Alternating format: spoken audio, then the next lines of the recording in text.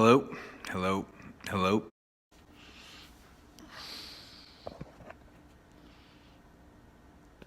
Hello, hello, hello, hello, hello. Can you guys hear me? Can you hear me? As Bruce Springsteen once sang. Let me know if you can hear me.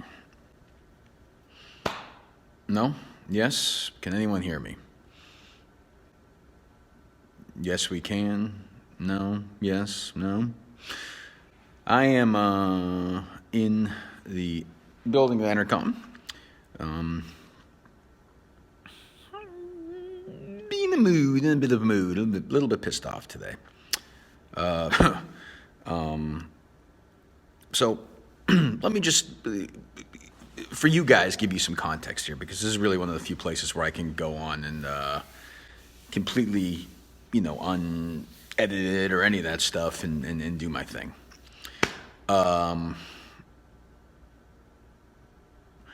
So I agreed to when I left the old place in November. There were some agreements. I thought I was going to get a producer that I had in mind. The show was going to start at a certain time. It was going to be this. It was going to be that. I'm enjoying the podcast. It has now been November, December, January, February, March, April. Almost 6 months, right? Almost 6 months. And I have no producer. I have a part-time producer, Mark Moroso, who's simple but well-meaning, and he sends me a text an hour ago saying that he's overtime is an issue because some fucking guy at AAF won't approve working on my show.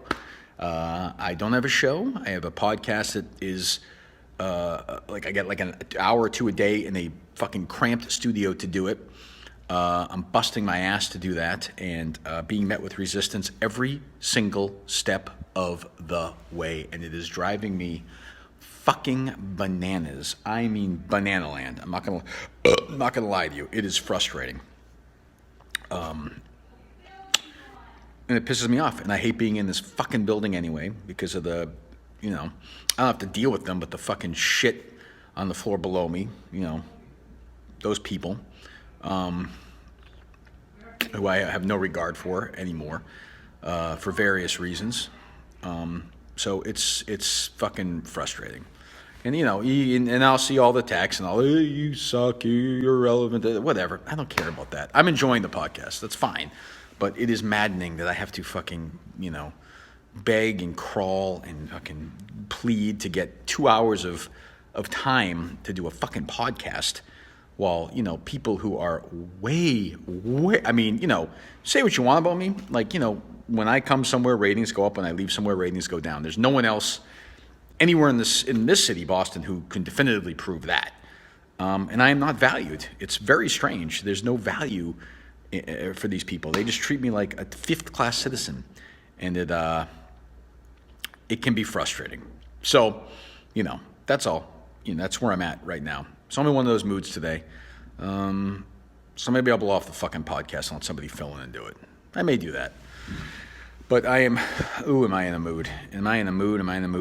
I'll answer some questions. Fire away if you want for the next... I'll answer anything for the next 90 seconds. 2 minutes, if you want. Go ahead. Ready to go.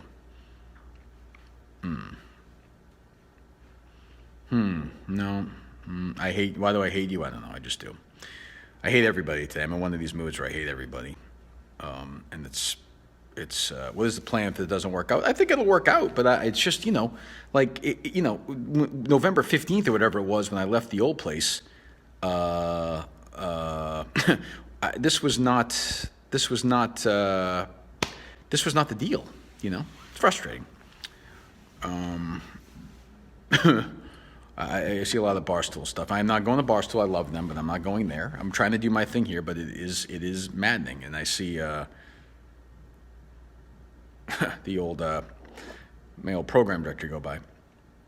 Am I wearing cargo shorts right now? I am not. I am wearing nice pants that don't have a belt, though, because I'm going with the comfortable no belt pants, which is fine. I'm not getting pushed back on. I'm not getting pushed back on. What's funny is like, so the people I work with, Jeff Sotolano, Carlson, they've all been great. Like it's not them. They've been fantastic, and I can pretty much do what I want. It is just limiting in terms of time and in terms of what I thought would be at by now. I mean, I see the tweets all the time. You don't think I'm frustrated? It's friggin' May. I'm plenty frustrated too here. I'm ready to go.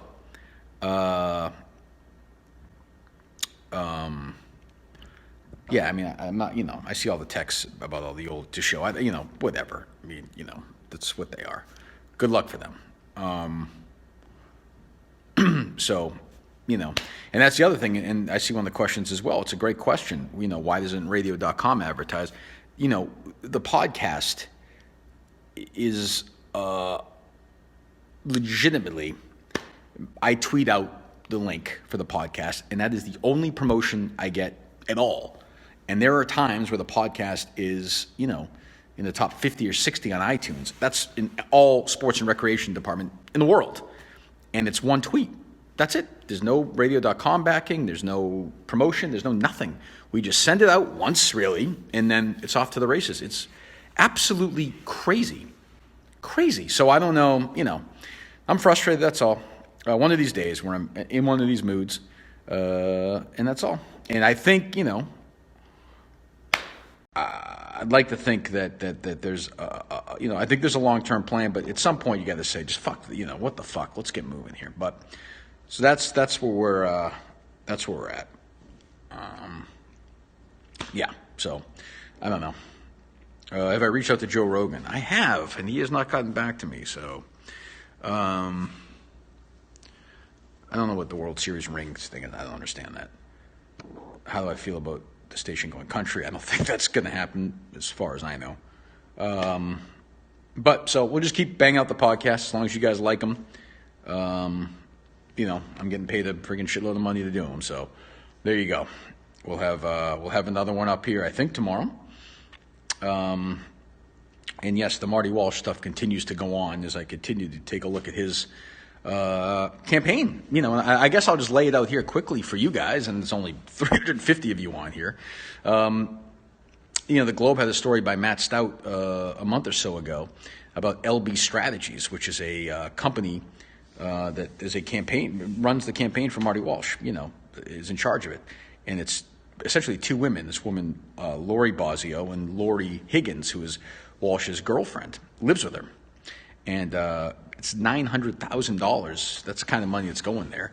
And right before she joined them, it went from $1,500 a month to about $25,000 a month, some of those months. I mean, the prices were crazy.